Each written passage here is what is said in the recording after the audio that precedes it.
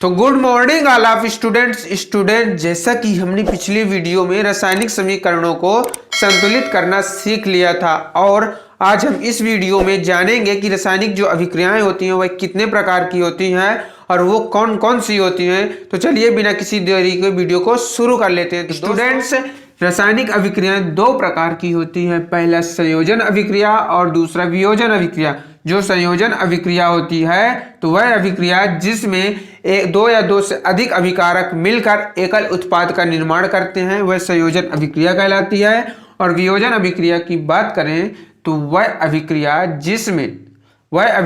जिसमें एक अभिकारक टूटकर दो या दो से अधिक उत्पाद बनाता है वियोजन अभिक्रिया कहलाती है। तो संयोजन अभिक्रिया की बात करते हैं तो वह अभिक्रिया दो या दो से अधिक अभिकारक मिलकर उत्पाद बनाते हैं संयोजन अभिक्रिया कहलाती है। संयोजन अभिक्रिया कहलाती।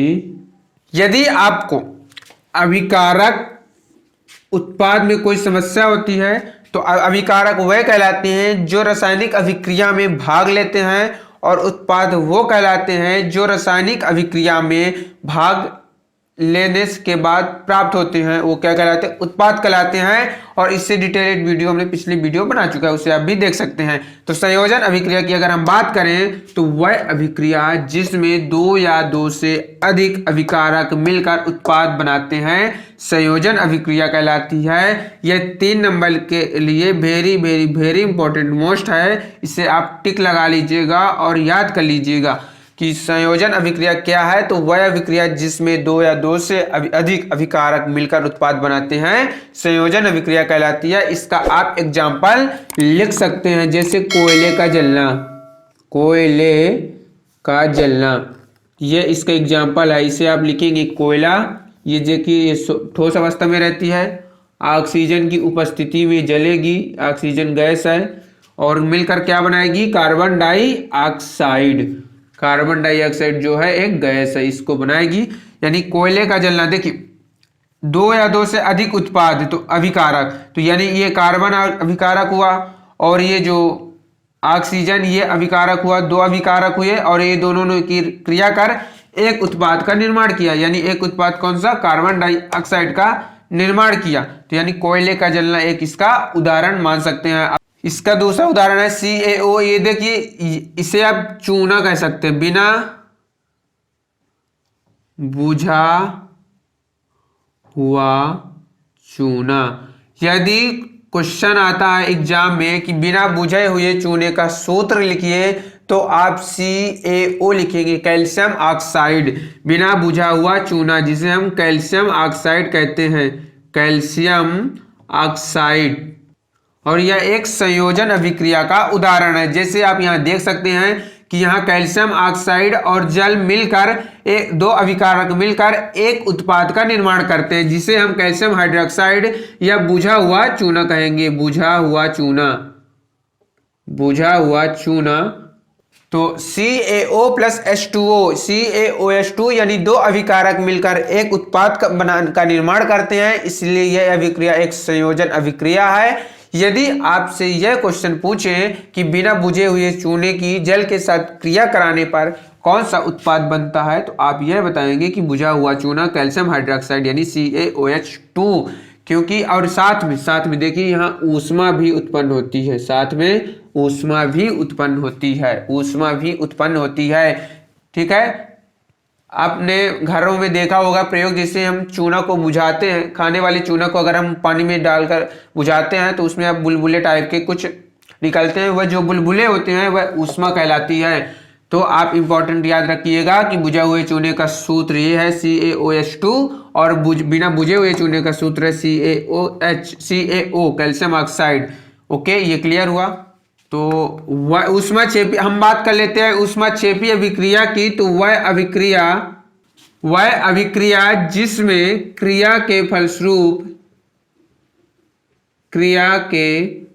फलस्वरूप उत्पाद के साथ साथ उत्पाद के साथ साथ ऊष्मा भी उत्पन्न होती है, ऊष्मा भी उत्पन्न होती है। ऊष्माक्षेपी अभिक्रिया कहलाती है, ऊष्माक्षेपी अभिक्रिया कहलाती।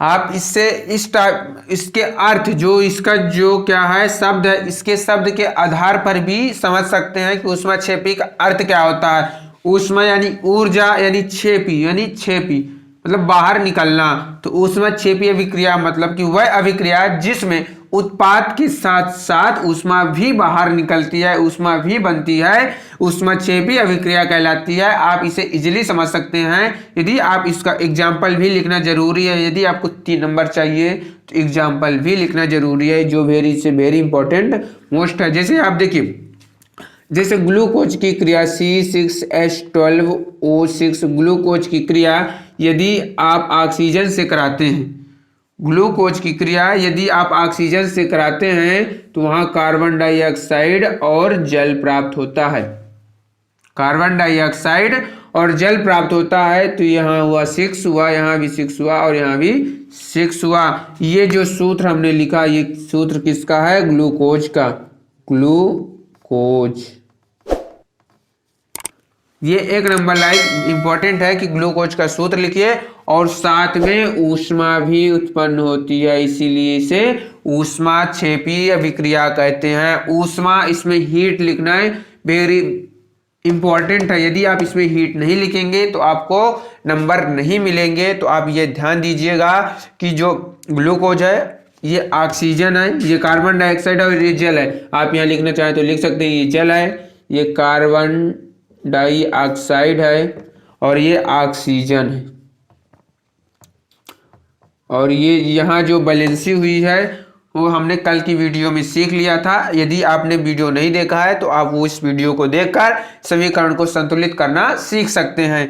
तो ये ऊष्माक्षेपी अभिक्रिया वह अभिक्रिया जिसमें क्रिया के फलस्वरूप उत्पाद के साथ साथ ऊष्मा भी उत्पन्न होती है, ऊष्माक्षेपी अभिक्रिया होती है। और इसका उदाहरण के रूप में आप लिख सकते हैं कि ग्लूकोज की जब हम क्रिया ऑक्सीजन के साथ कराते हैं तो कार्बन डाइऑक्साइड और जल और साथ में ऊष्मा प्राप्त होती है। यह हुआ ऊष्माक्षेपी का उदाहरण। रासायनिक अभिक्रिया का जो दूसरा प्रकार था वह है वियोजन अभिक्रिया। संयोजन और वियोजन से आप समझ सकते हैं, संयोजन मतलब जोड़ने वाला, मतलब कि 2 मिलकर 1 बनाते हैं, उसे हम संयोजन कहते हैं। मतलब 2 मिलकर 1 बनाए उसे हम संयोजन कहते हैं। और जो 1 से टूटकर 2 बनाए, जो 2 से 1 बनाए, जो 2 से 1 बनाए उसे हम संयोजन कहते हैं। और जो अभिकारक एक अभिकारक से टूटकर 2 उत्पाद में विखंडित हो जाता है उसे हम वियोजन कहते हैं। और जो जिस अभिक्रिया में 2 अभिकारक मिलकर एक उत्पाद बनाते हैं संयोजन कहलाती है। और जिसमें एक अभिकारक टूटकर 2 उत्पाद बनाता है वह वियोजन अभिक्रिया कहलाती है। तो इसकी आप परिभाषा लिखना चाहें तो आप परिभाषा इस प्रकार लिखेंगे कि वियोजन जो अभिक्रिया होती है कि वह अभिक्रिया जिसमें एकल अभिकारक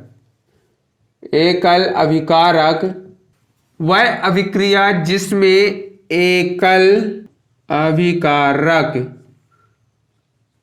टूटकर 2 या 2 से अधिक उत्पाद बनाते हैं। वह अभिक्रिया जिसमें एकल अभिकारक टूटकर 2 या 2 से अधिक उत्पाद बनाते हैं वियोजन अभिक्रिया कहलाती है, वियोजन अभिक्रिया। तो उदाहरण के तौर पर आप देख सकते हैं CaCO3, यहाँ हमको ऊष्मा की आवश्यकता पड़ी और यहाँ से क्या बना CaO, ये ठोस है, और प्लस CO2 ये जो है गैस है। मतलब आप इसे चूना पत्थर लिख सकते हैं, इसे आप बिना बुझा हुआ चूना, और इसे आप कार्बन डाइऑक्साइड। देखिए इसमें एक अभिकारक टूटकर दो या दो उत्पाद बनाता है। इसमें एक अभिकारक CaCO3 चूना पत्थर यह ऊष्मा की सहायता से टूटकर बिना बुझा हुआ चूना CaO और कार्बन डाइऑक्साइड CO2 यानी दो उत्पाद बनाता है। ये क्या है? उत्पाद है। और ये क्या है? ये अभिकारक है। तो अब हम समझ लेते हैं ऊष्मा शोषी अभिक्रिया। इससे ऊष्मा शोषी से ही अर्थ निकलता है कि ऊष्मा को सोखने वाला, ऊष्मा को शोषित करने वाला ऊष्मा शोषी अभिक्रिया कहलाती है। तो यदि आप इसकी परिभाषा लिखना चाहें तो लिख सकते हैं कि वह अभिक्रिया जिसमें उत्पाद के निर्माण के लिए ऊष्मा की आवश्यकता होती है, ऊष्मा की आवश्यकता होती है। ऊष्मा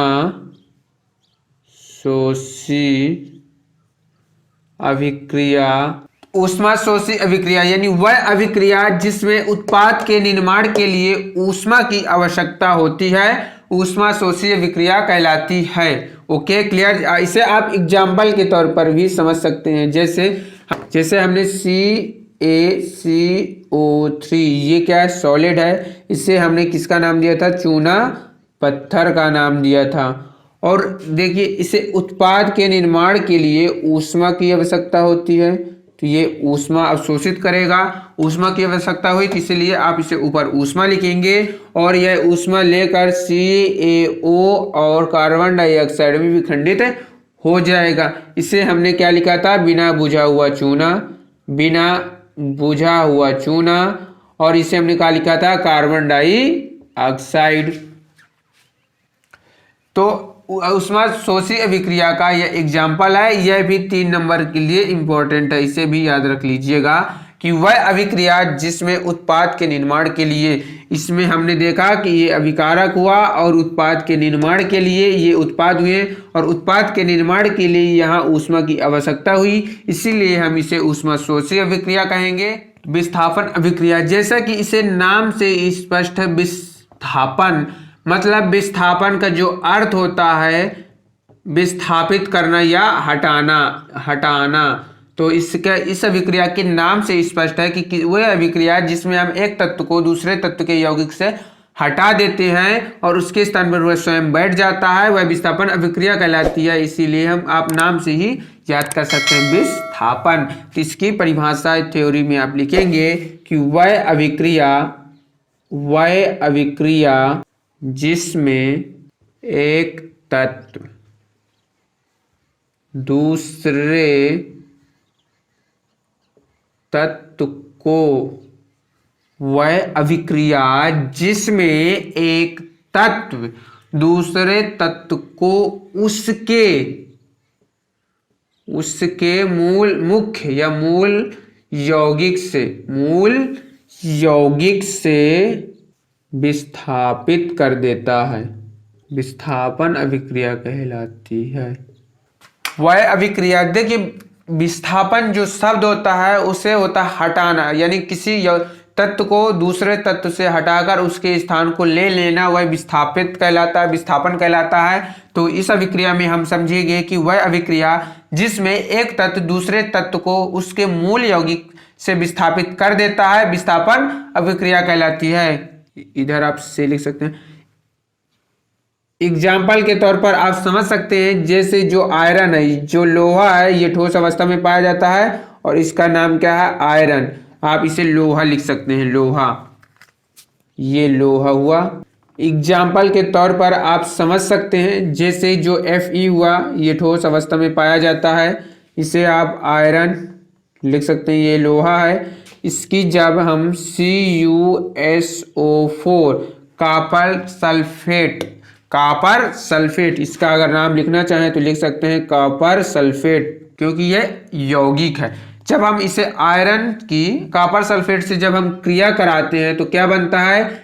FeCSO4 और प्लस Cu यस में चला जाएगा और ये एक Q में चला जाएगा और इसका नाम आयरन सल्फेट और इसको हम कॉपर बोलेंगे। तो वह अभिक्रिया जिसमें एक तत्व, तो इसमें कौन सा एक तत्व है? Fe है। देखिए ध्यान से समझिएगा, इसमें एक तत्व कौन सा है? Fe है। उसके दूसरे तत्व के मूल यौगिक, तो दूसरा तत्व कौन है? दूसरा तत्व Cu है। इसका जो मूल यौगिक है वो कौन है? CuSO4 है। तो मूल यौगिक से विस्थापित कर देता है। देखिए जैसे Fe ने CuSO4 को विस्थापित किया तो Cu के जगह Fe रखा कि नहीं रखा गया? देखिए Fe सिंगल था, CuSO4 साथ में था। जब हम इन दोनों की क्रिया कराएं तो Cu विस्थापित होकर यहाँ चला गया अकेले, और Cu की जगह कौन स्थान ले लिया? Fe ले लिया। तो यहाँ Fe हो गया। मतलब कि जो आयरन है, आयरन कापर को उसके मूल यौगिक कापर सल्फेट से विस्थापित कर देता है। इस अभिक्रिया में आयरन कापर सल्फेट को उसके मूल यौगिक, देखिए इस अभिक्रिया में आयरन कापर को उसके मूल यौगिक कापर सल्फेट से विस्थापित कर देता है और आयरन सल्फेट और कापर बनाता है। समझ में आया? क्लियर? यह हुआ विस्थापन अभिक्रिया की परिभाषा। यदि आपको यहाँ कहीं भी डाउट होता है तो प्लीज हमें कमेंट बॉक्स में बताइएगा, हम आपको आंसर जरूर से जरूर देंगे।